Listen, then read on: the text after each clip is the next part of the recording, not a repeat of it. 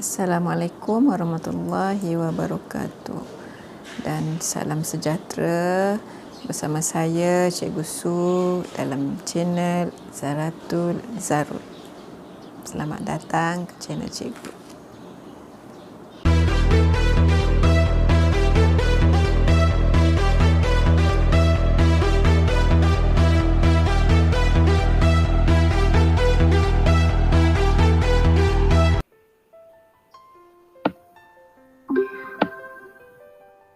Assalamualaikum dan salam sejahtera. Bertemu lagi kita kali ini dalam subjek grafik komunikasi teknikal tingkatan 4. Hari ini cikgu nak sambung tajuk yang kita sudah pelajari pada minggu lalu. Ya, tajuk kita hari ini ialah alatan ya. Okey. Media dan peralatan. Okey. Cikgu terus present untuk teks kamu.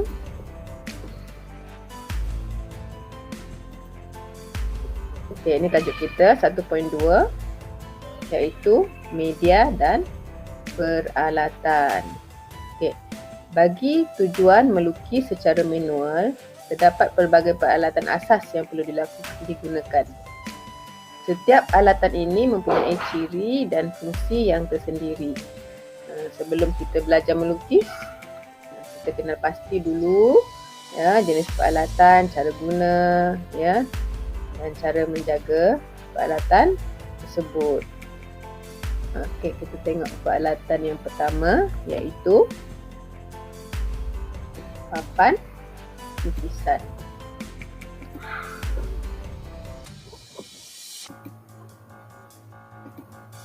Ya, papan lukisan.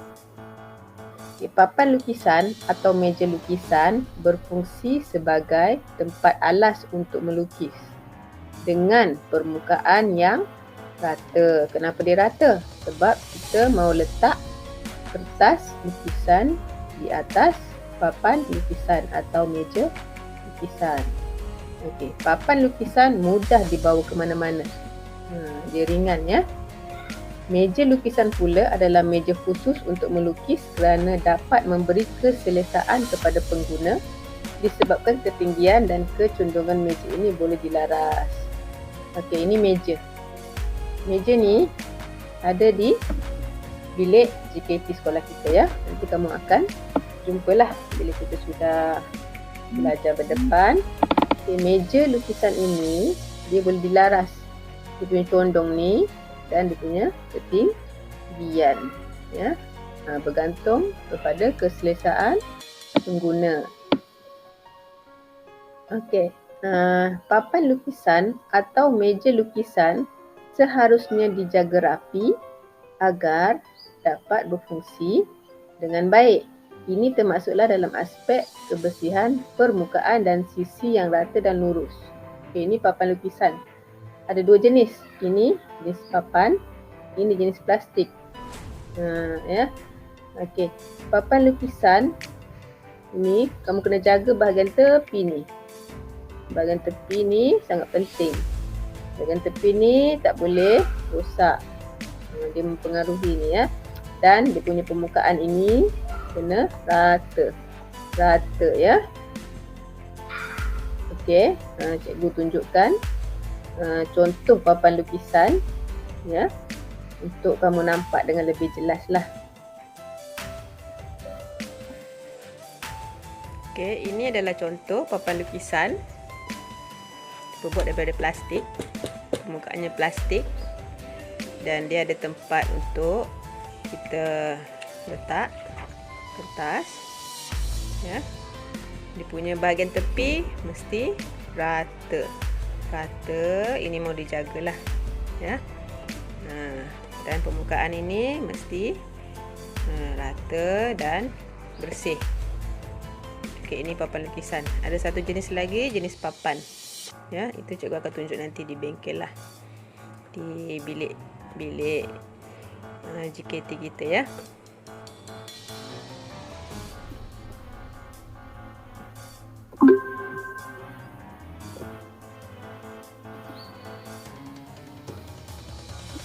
Okey, seterusnya ialah peralatan yang kedua, iaitu sesikuti. Ini sesikuti ya.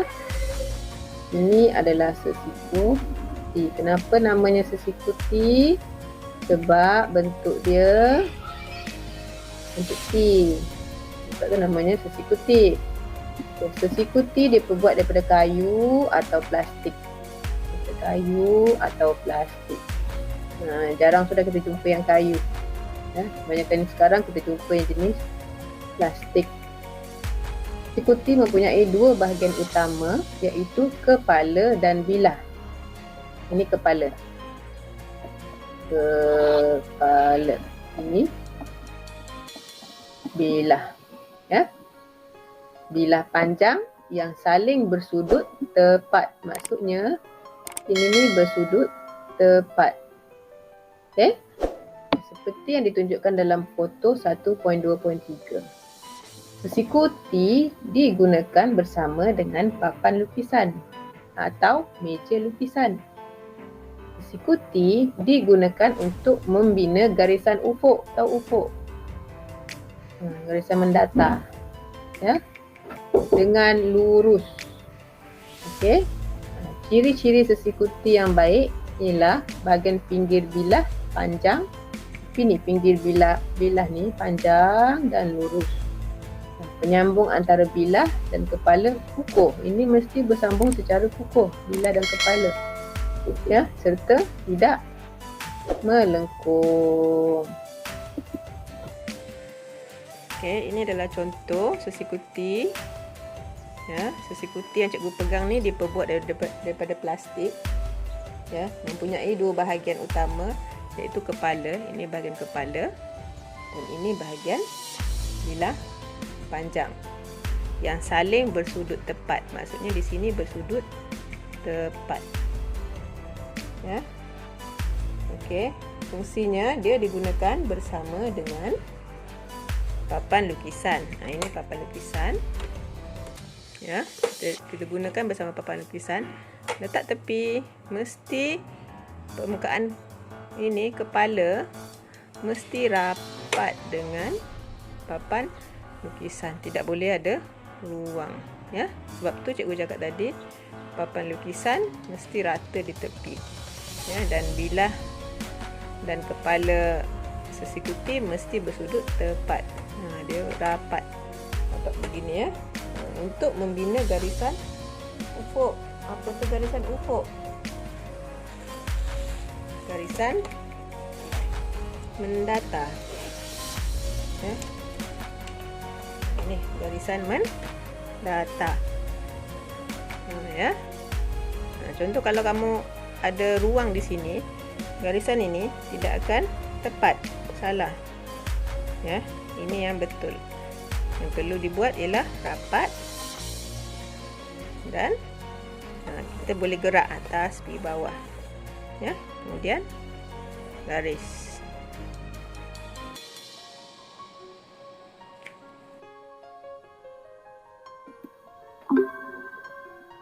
Jadi kita sambung kepada peralatan yang seterusnya, iaitu sesiku set. Ya, sesiku set. Sesiku set terdiri daripada satu sesiku yang mempunyai sudut 30 darjah, 60 darjah dan 90 darjah. Ya. Manakala satu lagi sesiku mempunyai sudut 45 darjah, 45 darjah dan 90 darjah. Kita tengok darjah. Sesiku set ni dia ada dua. Ya. Satu bersudut 30 darjah. Satu bersudut 90 darjah dan satu bahagian lagi bersudut 60 darjah. Ini untuk sesiku set yang ini. Ya. Satu lagi sesiku set bersudut 45 darjah. Ini sama 45 darjah dan ini bersudut tepat 90 darjah. Ya. Fungsi sesiku set adalah untuk menghasilkan garisan tegak, ya, Ini sebab dia ada garis lurus, garisan condong dan garisan selari. Sesiku set digunakan bersama dengan sesiku T.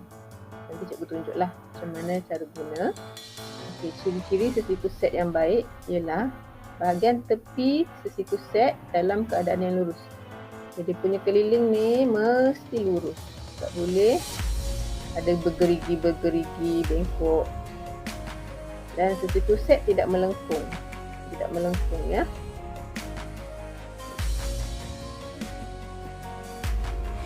Okay, ini adalah sesiku set. Dia ada dua. Kedua ni tak sama ya. Lain.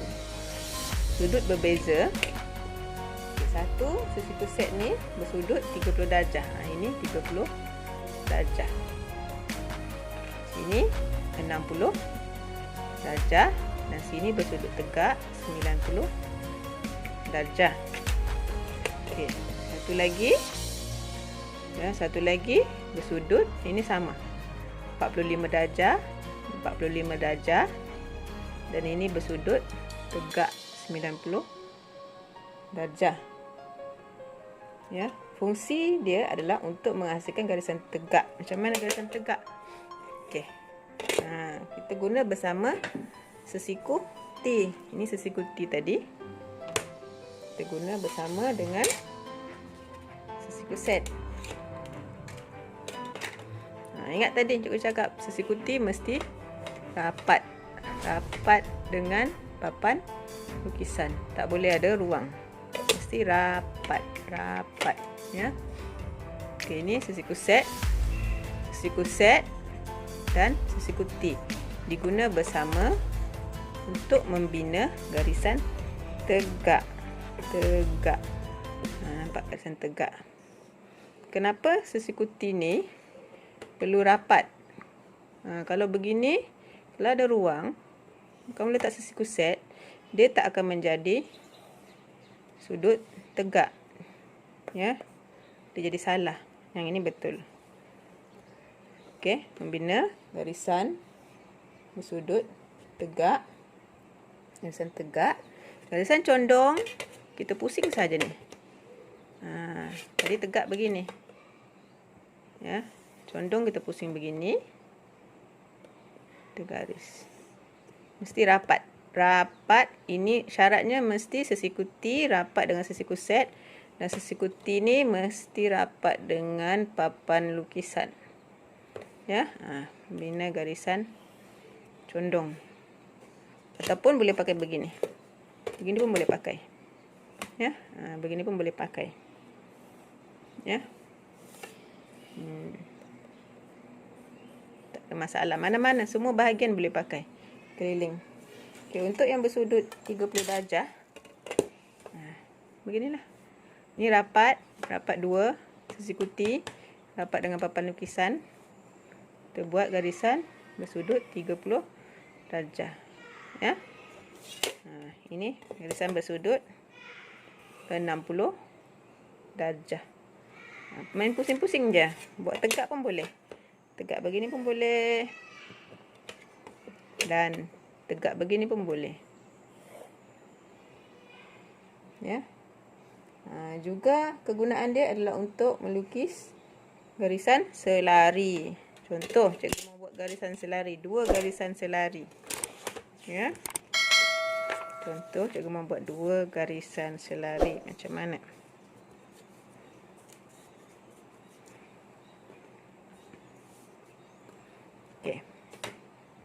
Kita mau buat selari 45 darjah.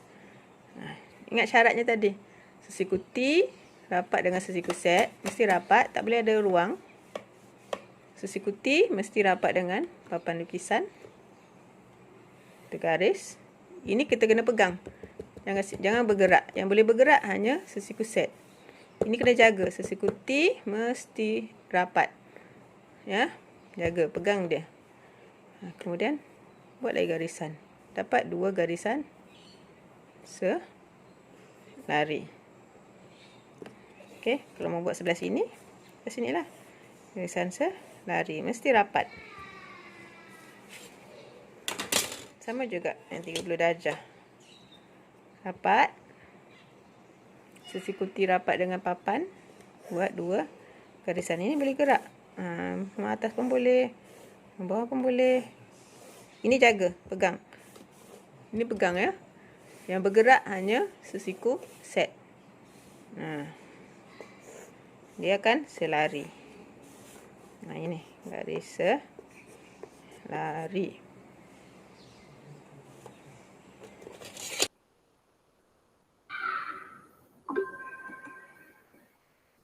Okey, peralatan seterusnya ialah jangka lukis. Ya, jangka lukis.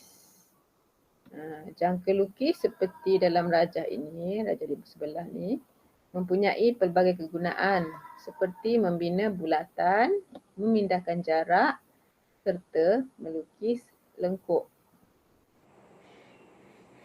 Ya, ini adalah jangka lukis yang biasa kamu jumpa. Ya, kalau ini jarinya tak boleh terlalu besar lah. Ya, kalau mau yang buat bulatan yang besar jarinya, ada satu jenis lagi yang lebih panjang lah. Okey. Apa kegunaan jangka lukis? Kegunaan dia adalah untuk membina bulatan. Ini biasa kamu gunakan dari menengah rendah lagi untuk membina bulatan. Cara pegang atas ya, supaya dia punya jari tidak berubah. Cara pegang di atas. Bukan pegang di sini. Bukan pegang begini. Ya, salah. Pegang di atas baru buat bulatan. Ya. Kemudian memindahkan jarak. Fungsi dia memindahkan jarak. Contoh. Cikgu buat satu garis lurus. Panjangnya 10 cm. Contoh ya. Satu garis lurus. Yang panjangnya 10 cm. Macam mana untuk pindahkan? Ini boleh guna sesikuti, guna sesiku set, ataupun boleh guna pembaris. Caranya yang tajam letak di kosong. Cikgu mau 10 cm. Contoh 10 cm dia punya jarak yang cikgu mau. Okey, 10 cm. Okey, kita letak di tempat yang kita mau. Tanda jaraknya 10 cm ya. Okey, di sini kita dapat jaraknya 10 cm. Okey, nampak tepat. Okey, kita dapat pindahkan garisan yang bersaiz 10 cm daripada pembaris kepada garisan yang kita mau. Di sini kita boleh buatlah. Mau buat garis lurus ke dari saiz ini, dari yang kamu tanda tadi. Boleh buat garis lurus, boleh buat garis bersudut, ya, dan sebagainya lah. Okey, selain itu, fungsi jangka lukis adalah untuk melukis lengkuk. Contoh, cikgu mau buat segitiga kaki sama, ya, bersaiz 6 cm contoh. Ya. Cara untuk buat lengkuk. Okey, segitiga bersaiz 6 cm. Ini. Okey, kita buat lengkuk ini, cara buat lengkuk. Lengkuk tu maksudnya bulatan yang tidak penuh. Ya, lengkuk kecil ke, lengkuk besar ke. Inilah lengkuk. Ini namanya lengkuk. Ini bulatan. Okey, ini memindahkan saiz dia. Okey, seterusnya, peralatan yang seterusnya ialah lengkuk Perancis dan lengkung Perancis dan lengkung fleksibel. Diperbuat daripada plastik dan terdapat dalam pelbagai bentuk. Lengkung Perancis digunakan untuk kerja melukis garisan lengkung, iaitu dengan menyesuaikan bentuk alat pada titik-titik garisan lengkung yang hendak dilukis. Lengkung fleksibel juga boleh digunakan untuk membina garisan lengkung. Lengkung fleksibel boleh dilentur mengikut kesesuaian bagi mendapatkan garisan lengkung yang dikehendaki. Ini adalah lengkung Perancis. Ya, dan ini adalah lengkung fleksibel. Ini lengkung Perancis. Ya. Dan ini adalah lengkung fleksibel. Lengkung Perancis diperbuat daripada plastik. Terdapat dalam pelbagai bentuk. Okey, digunakan untuk kerja melukis garisan lengkung, iaitu dengan menyesuaikan bentuk alat pada titik garisan lengkung. Okey, cikgu bagi contoh ya. Cikgu mau sambung titik-titik-titik ini. Caranya kita cari bahagian mana yang paling dekat dengan titik-titik tersebut. Ya, macam ini. Yang mana paling dekat kita dapat. Okey. Ini cara guna lengkung Perancis. Okey, pastikan dia tepat di nampak tersambung titik-titik-titik menggunakan lengkung Perancis. Okey, lengkung fleksibel. Ini lengkung fleksibel. Sama juga fungsi dia. Cuma dia boleh dilentur. Kita boleh pusing dia, boleh dilentur. Ya? Untuk mendapatkan garisan lengkung. Ini contoh. Ini ya. Ada 4 titik di sini.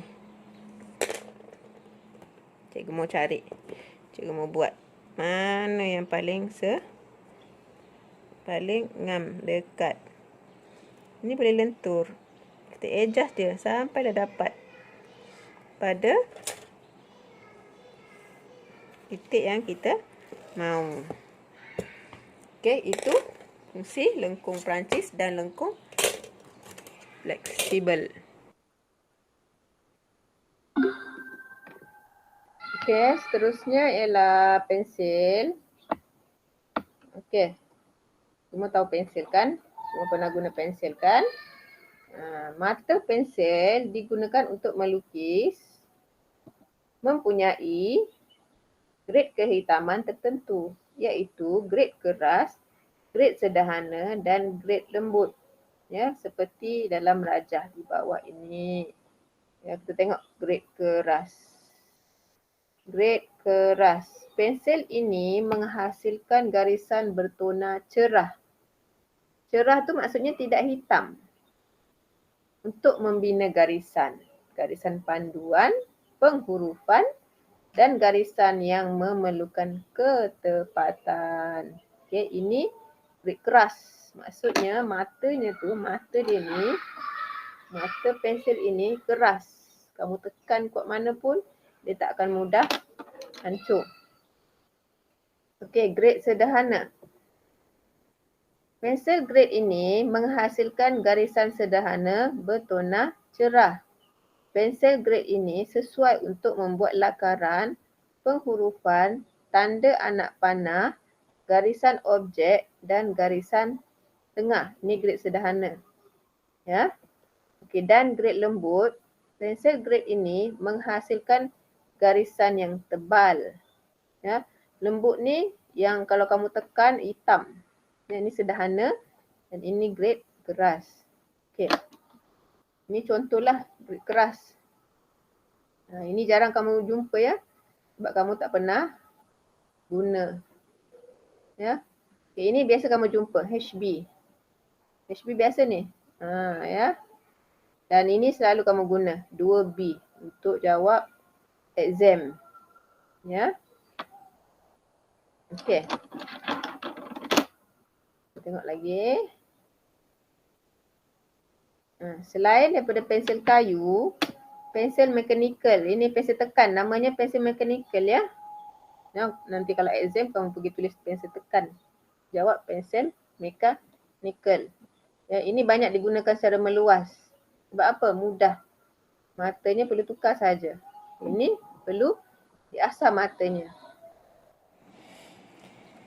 Okey, ini adalah contoh beberapa pensil mengikut grade. Ada 3 grade di sini yang cikgu pilih. Ya, 2 grade saja ya. 2 grade saja di sini. Grade keras tidak ada. Cikgu tak sediakan sebab jarang sangat kita guna. Okey, ini adalah macam mana mau tahu grade-nya? Ini kamu tengok. Dia punya. Dia tulis ni HB. Nampak HB? Dia tulis HB ya. HB. Okey, ini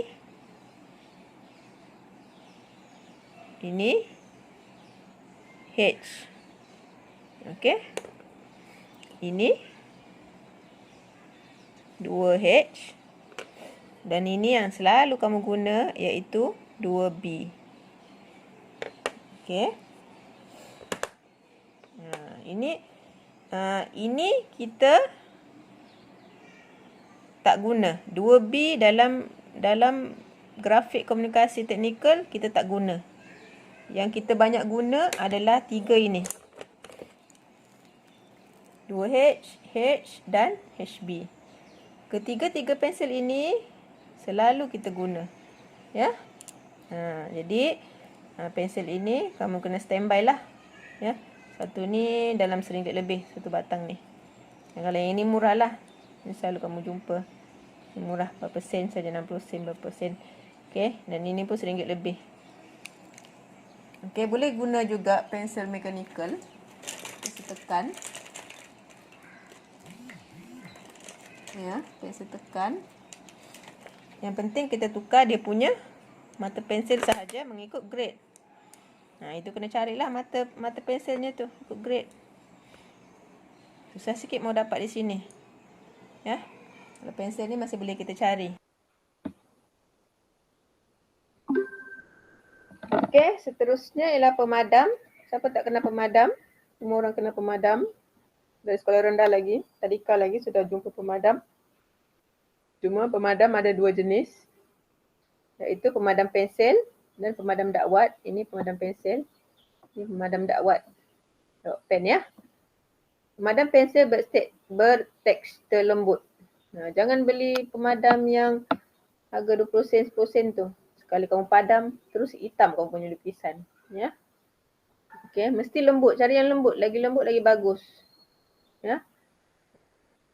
Dapat memadam dengan bersih tanpa merosakkan kertas lukisan. Pemadam dakwat juga pula bertekstur kasar. Ya, ini jaranglah kita pakai sekarang. Sekarang orang pakai correction pen atau liquid paper. Tak payahlah cikgu tunjuk contoh ya. Okey, plat pencontoh. Ini adalah plat pencontoh. Ya. Ini plat pencontoh. Digunakan sebagai alat tambahan untuk membantu pelukis mendapatkan keseragaman bentuk dalam melukis. Terdapat pelbagai jenis mengikut bidang dan kegunaannya sendiri. Ya, ini adalah contoh plat pencontoh. Ya, ini plat pencontoh, dia macam-macam bentuk lah. Ini contoh bentuk bulat. Kalau ada petak semua pun ada yang campur pun ada. Ya. Fungsi dia untuk mendapatkan keseragaman bentuk. Contoh, kamu mau satu bentuk tu dia punya diameter 16. Inilah pakai. Tak payah pakai jangka lukis. Ini saja. Ya. Contoh mau yang kecil.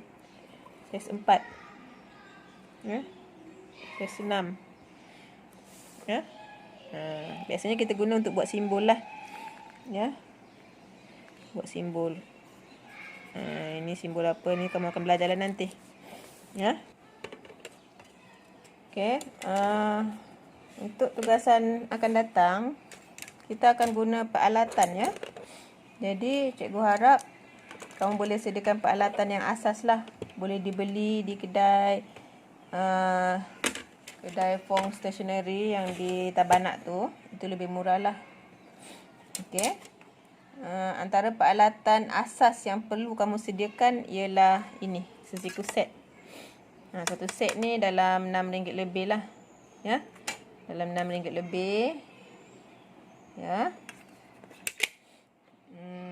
Pensel. Pensel ada di Knowledge pun ada, di Sabah Bookstore pun ada. Cuba tengok di Fong Stationery juga. 3 pensel ni. 3 3 grade ni kamu kena sediakan. H, 2H dan HB, ya. Jangka lukis, ya. Dan pemadam. Ini peralatan asas yang wajib. Sesikuti kalau dapat beli lagi bagus.